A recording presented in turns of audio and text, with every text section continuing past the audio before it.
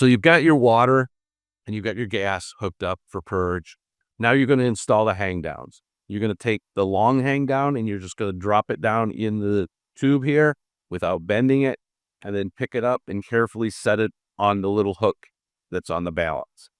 On the back side, you're going to take the small hook and you're going to put it on the hook at the back of the balance. You're then going to put your sample pan on the front and the identical reference pan on the back.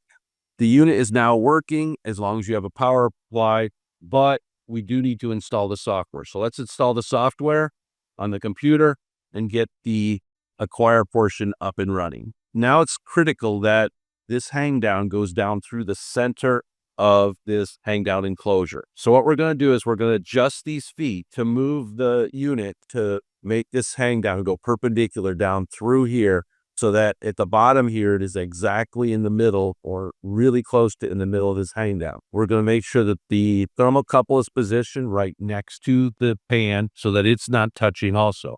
Anything that touches the pan or the hang down wires will cause friction and show up on your TGA graph as an undesirable event. But as long as everything is lined up right, it'll be very smooth and give you very accurate and very precise data. Now what we're going to do is we're going to balance the balance. That's adding tar weight to the back to make it so that it's at an even mass in the back and the front. Because this wire is longer, you're going to have more mass, slightly more mass in the front, because you're using the exact same pans. If you look over on the software, you'll see a voltage on the software.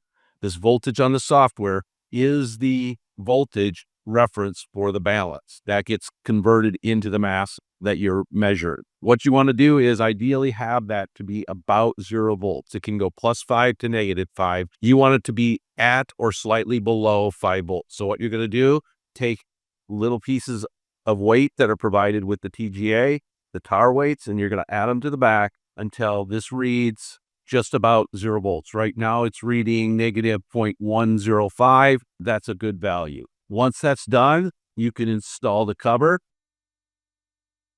This just goes up here, goes down, tighten these 4 bolts down, and that tightens the cover down, seals the balance. Now when you're purging, the purge is going to come into the balance chamber, mix with all the other gases in the balance chamber, purge that out, down through here, down into the sample chamber, and out the back of the unit through the exhaust. If you do a sample purge, what's going to happen is it's going to come down through this little tube here, and it's going to go directly into the sample chamber, mix with the purge gas from the balance, and act as a reaction gas. If you don't want to use the reaction gas, you just use the balance purge. We recommend about 3 to 5 cc's on the balance just to keep a positive pressure, to keep any evolved gases from going up into the balance chamber.